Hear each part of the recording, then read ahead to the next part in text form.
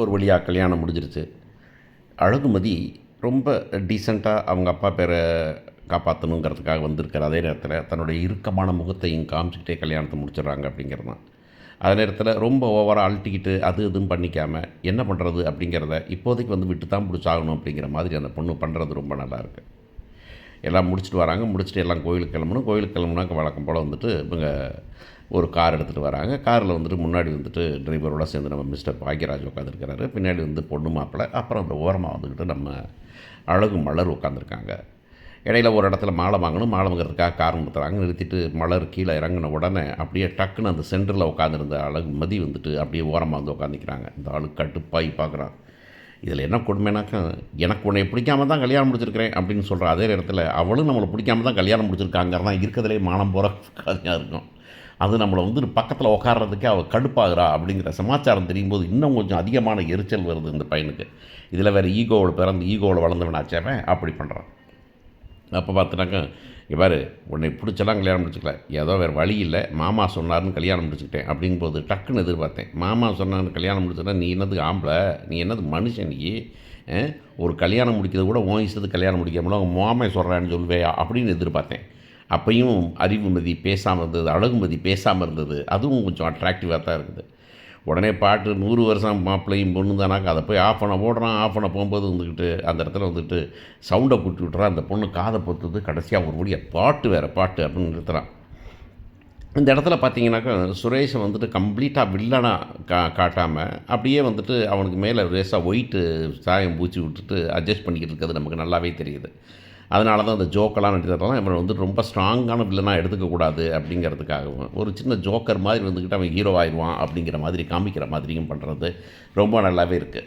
இது என்னைக்கிடா வந்துக்கிட்டு இவன் வந்துக்கிட்டு மாமன் யாருன்னு புரிஞ்சுப்பான் அப்படிங்கும்போது சீரியலே முடிஞ்சு இந்த ஆளுகள்லாம் வெளியே போய் இவருக்கு பதில் இவருன்னு போட்டுருவாங்க. அது வரைக்கும் போயிட்டுருக்குங்கிறது நமக்கு தெரியும் அந்த கதையில். அப்போ போயிட்டுருக்காங்க. அப்போ என்ன திருப்பிட்டு அந்த பாட்டு பாடுது. பாட்டு பாடினோடனே ரொம்ப திரும்ப கெடுப்பாகிறான். உடனே அந்த பொண்ணு வந்துட்டு ஒன்றுமே சொல்கிறதில்ல. உனக்காக கல்யாணம் முடிக்கல, எனக்கு பிடிக்கலன்னு தெரியும், எனக்கும் பிடிக்காம தான் கல்யாணம் முடிச்சுன்னு நினச்சிட்ருக்கேன், உன்னை எப்படி கொஞ்சிக்கிட்டு இருப்பேன் நினச்சிருக்காத, வேறு வழி கிடையாது அப்படிங்கிற மாதிரி சொல்லிகிட்டு இருக்கான். சொல்லிகிட்டு இருக்கும்போது அழகு மலர் வந்துடுறாங்க. இப்போ மாலை வாங்கிட்டு உள்ளார வராங்க. உள்ளார வந்துக்கிட்டு இப்போ நம்ம குலதெய்வம் கோயிலுக்கு போகிறோமா அப்படின்னு சொல்கிறாங்க. இந்த பொண்ணு அதுக்கும் பெருசாக ஒன்றும் பேசலை. அப்படியே போகிறாங்க. போயிட்டு கோயிலுக்கு போகிறாங்கிறாங்க. இறங்கணுன்னு வந்துக்கிட்டு என்னடா எப்படா கிளம்ப பாக்கியராஜ் இன்னும் வந்துட்டு இருக்கிறப்ப அப்படின்னு அவங்க அப்பா கேட்குறாரு. உடனே தங்கராஜ் வழக்கம் போல தான், யார் வண்டி ஓட்டினாமம்மா, நான் தங்கராஜ் ஓட்டுனது தான், இது தகரட்டப்பா ராஜுன்னு நமக்கு தெரியும், தங்கராஜ், அதனால தான் வந்துக்கிட்டு நான் முன்னுக்கே வந்த மாமா அப்படின்னு சொல்கிறான். உடனே வந்துட்டு சரின்னு சாமி கும்பிட பார்க்குறாங்க. பேசிகிட்டு இருக்கும்போது வந்துட்டு இந்த பையன் வரான், சின்ன பையன், யார் நம்ம தங்கராஜ் பையன் வந்துக்கிட்டு அத்தைக்கிட்ட வந்து அத்தை எங்கே அவளை காணோம் அப்படின்னு பொண்ணு கேட்குறான். உடனே இல்லைடா வரலன்னா என்னது எனக்கு போர் அடிக்குமே அப்படிங்கிறான். பிரியாணி வேணுங்கிறான், அது வேணுங்கிறான், இது வேணுங்கிறான், செல்லமாக தான் இருக்கிறான் அப்படிங்கிறத பார்க்குறான். வழக்கம் போல் ரேவதி வந்துட்டு ஒரு அந்த சீனையை அழகுபடுத்திக்கிறாங்க அப்படிங்கிறத பார்க்குறோம் நம்ம. இங்கே வராங்க. திருப்பிட்டு வந்துட்டு கோயிலுக்கு போகணும், கோயிலில் சாமி கும்பிடணும், மாலை மாற்றணும் அப்படின்னாங்க. மாலையை கொடுத்தா 2 பேருமே முரண்டு முழிச்சிருக்காங்க. முடிச்சுக்கிட்டு மாலை மாற்ற முடியல. மாலை மாற்றுறதுக்கு யோசிக்கிறாங்க. அப்புறம் திருப்பிட்டு வந்து எல்லோரும் இந்த பக்கம் அவரும் அந்த பக்கம் அவங்களும் சொல்லி ஒரு வழியாக மாலையை அந்த பொண்ணு கழுத்தில் போடும்போதெல்லாம் கேவலமாக போட்டுச்சு நம்ம மதி அப்படிங்கிறத பார்க்குறோம். எல்லாத்துக்குமே இருக்கிற கொஷின் ஒன்று இருக்குது. எல்லாம் வந்தாங்க, குலதெய்வம் கோயிலுக்கு வந்தாங்க. சரி, ஏன்னா குலதெய்வம் கோயில் வரும்போது ஏன் அந்த பொண்ணோட அப்பா அம்மா பொண்ணோட தங்கச்சி ஏன் கூட்டு வரல அப்படிங்கிறது தான். இந்த பொண்ணு ஒத்தையாக தம்மியாக விட்டுட்டாங்க அப்படிங்கிறது தான். வழக்கமாக அந்த வீட்டிலேருந்து யாராவது ஒரு பொண்ணு தோழினாச்சும் கல்யாணம் முடிஞ்சு வீட்டுக்கு போகும்போது கூட வருவாங்க அப்படிங்கிறது நமக்கு தெரியும், நம்ம ஊரில் உள்ள பழக்க வழக்கம். ஆனால் இங்கே பார்த்தீங்கன்னா கம்ப்ளீட்டாக யாருமே இல்லாமல், ஏன்னா போகிற இடம் புது இடங்கிறதுனால யாராவது விட்டுட்டு வர்றதுக்கு யாராவது போவாங்க. யூஸ்வலாக வந்துக்கிட்டு இந்த இப்போ மாப்பிள்ளையோட இந்த பொண்ணோட அண்ணன் பொண்டாட்டி அந்த மாதிரி வருவாங்க, இல்லைன்னா தங்கச்சிகள் வராங்க, இல்லை அட்லீஸ்ட் ஃப்ரெண்ட்ஸ்னாச்சும் வருவாங்க. இங்கே ஒன்றுமே இல்லாமல் அந்த பிள்ளையை கொண்டு வர்றது ரொம்ப மோசமாக தான் இருக்குது. இந்த பொண்ணு எப்பப்போலாம் பேசுன்னு நினைக்கிறோமோ அப்போலாம் அந்த பிள்ளை பேச மாட்டேங்குது அப்படிங்கிறது தான் பெரிய விஷயம். அந்த பிள்ளை பேசலை அப்படிங்கிறது என்ன ஒரு வகையில் நல்லதாக போயிடுது அப்படின்னு கேட்டாங்க. இதெல்லாம் சேமித்து வைக்கிது அப்படின்னு தான். சாது மிரண்டால் காடு கொள்ளாதுங்கிற மாதிரி ஒரு நாள் வெடிக்கும் அப்படிங்கிறது நம்ம எதிர்பார்க்குறோம்.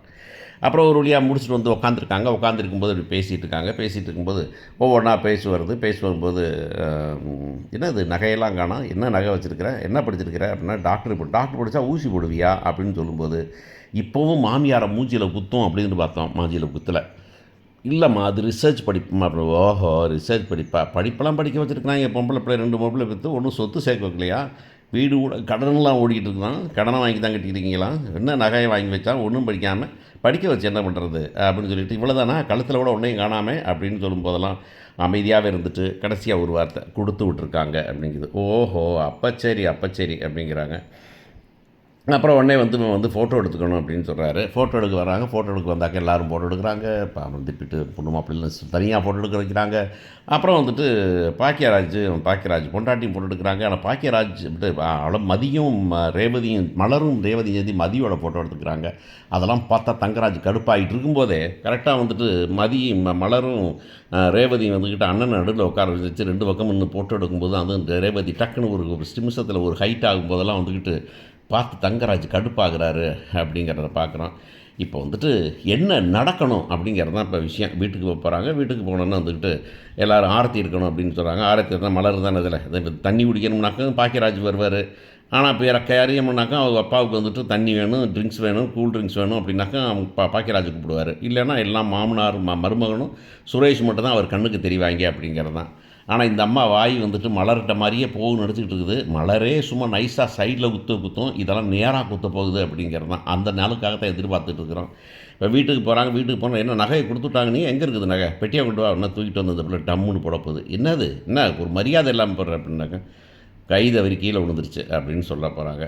என்ன இருக்குது? என்னது இது மொத்தமாக போனாக்க என்ன? ஏன் மலர் என்னது 15 பவுனில் தேராது கூட இருக்குது அப்படின்னு என்னத்தை போட்டு விட்டாங்க? என்ன படிக்க வச்சு என்ன பண்ணாங்க? நீ என்ன உன் வேலையில் எவ்வளோ சம்பளம் வரும்? என்ன சம்பளம் வருது அப்படின்னு கேட்க இந்த பொண்ணு வந்துட்டு பழக்கம் பாருங்க, இந்த குத்தி பேசுகிறது கிண்ட பேசுகிறது இதெல்லாம் இல்லை. உங்களெல்லாம் சரி உங்கள் மருமகன் சொன்னார் தானே கல்யாணம் முடிச்சிங்க. நீங்கள் உங்கள் மருமகன் எங்கள் மாப்பா எங்கள் அப்பாட்ட என்ன பேசுகிறாரு என்ன கொடுத்தாருன்னா எனக்கு தெரியாது. எனக்கு இதான் கொடுத்துட்டாங்க, இவ்வளவு தான், இதுவே அதிகம், இதுவே நான் கொடுத்துட வேணாம்னு சொன்னேன். என் தங்கச்சி கல்யாணத்துக்கு வச்சுக்கணும்னு சொன்னேன் நான். எங்கள் அப்பா வேறு வழி இல்லை, அவங்க ஸ்டேட்டஸ் கிட்டஸ்ன்னு கொடுத்துருக்காரு, அவ்வளவு தான், பிடிச்சா வச்சுக்கோங்க, இல்லைன்னா கொண்டு எங்கள் அப்பா அம்மாட்ட கொடுத்துட்டு வந்துகிட்டே இருப்பேன். நான் வேலைக்கு போவேன் வருவேன், அவ்வளவு தான், என்னை வச்சுக்கணும். நீங்கள் ரொம்ப ஒதுக்கிட்டு இங்கே பேசுகிறது, நகை கேட்குறது, இல்லை குத்தி பேசுகிறது. இன்னொன்று, எங்கள் அப்பா அம்மாவை பற்றி யாராவது குறை பேசுனா எனக்கு பிடிக்காது, சண்டை போடுவேன். நான் என்ன வேணாலும் பண்ணுவேன்னு உங்களுக்கு எல்லாம் தெரியும். உங்களுக்கு புதுசாக அழகுமதினா யாருன்னு சொல்ல வேண்டியதில்லை. உங்களுக்கு தெரியலைன்னா இந்த உங்கள் மருமகன் இந்த உங்கள் பையனை கேட்டு தெரிஞ்சுக்கோங்க நீங்கள் அப்படின்னு பட்டார்னு ரூம்குள்ளே போகும்போது ரேவதி, ஏம்மா வாயை கொடுத்து வம்பள மாட்டில்ல எல்லோரும்? ஆமாம் எல்லோரும் என்ன மலர் மாதிரியே இருப்பாங்களா அப்படின்னு மலர் சொல்ல, இந்த அம்மா வந்து என்ன சொன்னேன் அப்படின்னாங்க. இல்லை நான் வாய் மூடி இருக்கிறேன் அதனால தான் அப்படின்னு. அப்போ ரேவதி, பேசாமல் நானும் ஒரு வேலைக்கு வெளியே போனேன்னு வச்சுக்கோமே, அப்படி போனேனாக்கா இந்த மரியாதை கொஞ்சம் நாச்சி இருக்கும், நானும் கொஞ்சம் தைரியமாக இருக்கலாம்ல, மதியை பார்த்து நம்மளும் கற்றுக்க வேண்டியிருக்குதுன்னு ஒன்று.